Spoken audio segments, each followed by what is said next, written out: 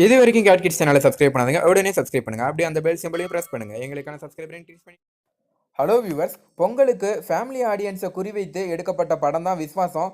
இயக்குனர் சிவா அவர்கள் நடிகர் அஜித் கூட்டணியில் உருவாகியிருக்க 4வது படம் தான் இது. இந்த படத்தில் அஜித்துக்கு ஜோடியாக நயன்தாரா அவர்கள் நடிச்சிருக்காங்க.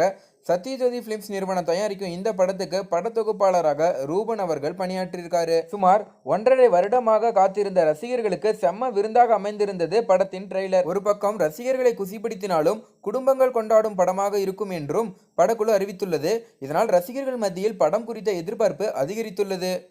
குழந்தை பொண்டாட்டி சென்டிமெண்ட் இருந்தால் ஓடி போயிடுவீங்க, கொலகாண்டில் இருக்கேன், கொல்லாமல் விடமாட்டேன் என பேட்ட ரஜினியின் வசனத்துக்கு பதிலடி கொடுக்கும் விதமாக உங்கள் மேலே கோபம் வரணும், ஆனால் உங்களை எனக்கு பிடிச்சிருக்கு சார், பேர் தூக்குதுறை, தேனி மாவட்டம், ஊர் கொடுவிலார்பட்டி, பொண்டாட்டி பேர் நிரஞ்சனா, பொண்ணு பேர் ஸ்வேதா, ஒத்தைக்கு ஒத்த வாடா உள்ளிட்ட அஜித்தின் வசனங்களை ரசிகர்கள் கொண்டாடி தீர்த்தனர். இது குறித்து இணையதள ஒன்றிற்கு பேட்டியளித்த எடிட்டர் ரூபன், யதார்த்தமாக படத்தில் இடம்பெற்றிருக்கும் காட்சிகள் தான் அவை. இயக்குனர் தயாரிப்பாளர் என்னிடம் 1 நிமிடம் இருக்கக்கூடிய டீசர் வேண்டும் என்று கேட்டனர். ஆனால் ரசிகர்களின் எதிர்பார்ப்பை ட்ரெய்லர் மட்டும்தான் பூர்த்தி செய்யும் என்று நினைத்தேன். அதன்படிதான் ட்ரெய்லர் உருவானது. ட்ரெய்லரில் இருக்கும் அனைத்து காட்சிகளும் படத்தில் இடம்பெற்றிருக்கும். ட்ரெய்லரில் இடம்பெற்றுள்ள மாஸ் காட்சிகள் அனைத்தும் படத்தில் மிக சிறப்பாக அமைந்துள்ளது. எமோஷனல் காட்சிகளுக்கு பஞ்சம் இருக்காது. நான் ட்ரெய்லரை முடித்த பின்பு முதல் முறையாக என் உதவியாளர்களிடம்தான் காட்டினேன். அதன் பிறகு இயக்குனர் சிவாவிடம் காட்டினேன். இயக்குனர் சிவா, அட்லி இருவருக்கும் இடையே இருக்கும் ஒற்றுமை என்னவெனில், பார்வையாளரும் ரசிகர்களும் தனது படத்தின் நாயகன் எப்படி கொண்டாடுவார்கள் என்பதை கருத்தில் கொண்டு பணியாற்றுவதுதான். விஸ்வாசம் படத்தின் கிளைமேக்ஸ் பார்த்து நான் மட்டுமல்ல, படக்குழுவினர் மொத்தமாக அழுதுவிட்டார். நாங்கெல்லாம் ஒட்டுக்கா படம் முடிஞ்ச வாட்டி பார்த்தோம். சாலினி மேடம் அவர்களும் படம் பார்த்தாங்க.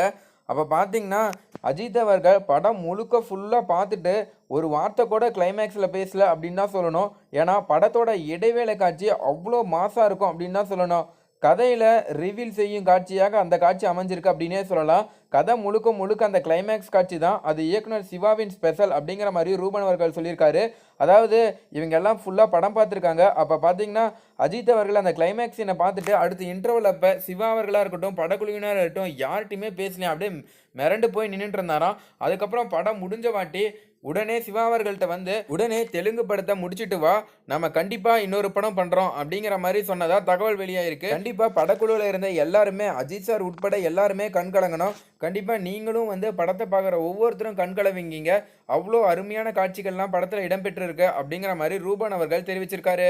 மேலும் படத்தோட ட்ரெய்லர் பார்க்கும்போதே நமக்கு புரிஞ்சிருக்கும், இது ஒரு திருவிழா பேஸ் கதை, ஒரு கிராமத்து கதை, மற்றும் பார்த்தீங்கன்னா மாசான டைலாக்ஸ் இடம்பெற்றிருக்கு. அதுவும் பார்த்தீங்கன்னா ஒவ்வொரு ஃப்ரேம்லையும் ஃபைட் சீன் இருக்குது அப்படின்னே சொல்லலாம்.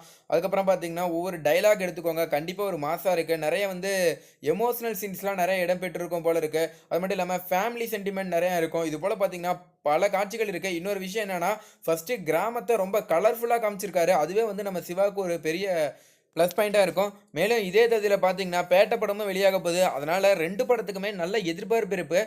அஜித் ரசிகர்கள் பேட்ட படம் வெற்றி அடையுமா இல்லை தோல்வி அடையுமா அப்படிங்கிற மாதிரி எதிர்பார்க்குறாங்க. அதே போல் ரஜினி ரசிகர்கள் விஸ்வாசம் வெற்றி அடையுமா தோல்வி அடையுமான்னு பார்க்குறாங்க. ஸோ இந்த 2 படத்துக்கும் நல்ல ஒரு போட்டியாக இருக்கும் அப்படின்னே சொல்லலாம். இருந்தாலும் இந்த 2 படமும் ஒரே தேதியில் வெளியாகிறதுனால ரசிகர்களாக இருக்கட்டும், தியேட்டர் உரிமையாளர்களாக இருக்கட்டும், எல்லாருக்குமே சற்று வருத்தம் தான். ஏன்னா தனித்தனியாக வெளியாக இருந்தால் 2ம் பார்க்கலாம். அது மட்டும் இல்லாமல் நல்ல வசூலும் பெறும். ஸோ பார்க்கலாம் எந்த படம் வந்து பொங்கலுக்கு நல்ல விருந்தாக இருக்கும். நீங்கள் என்ன நினைக்கிறீங்க? எந்த படம் வந்து விருந்தாக இருக்கும்னு நினைக்கிறீங்க? உங்களோட கருத்து என்ன அப்படிங்கிறத கீழே கமெண்ட்டில் பதிவு பண்ணுங்கள். மேலும் இந்த தகவல் உங்களுக்கு பிடிச்சிருந்துச்சுன்னா மறக்காமல் லைக் பண்ணி ஷேர் பண்ணுங்கள். இதே போல் பல தகவலை தெரிஞ்சுக்கொள்ள நம்ம சேனலை உடனடியாக சப்ஸ்கிரைப் பண்ணுங்கள். தேங்க்யூ.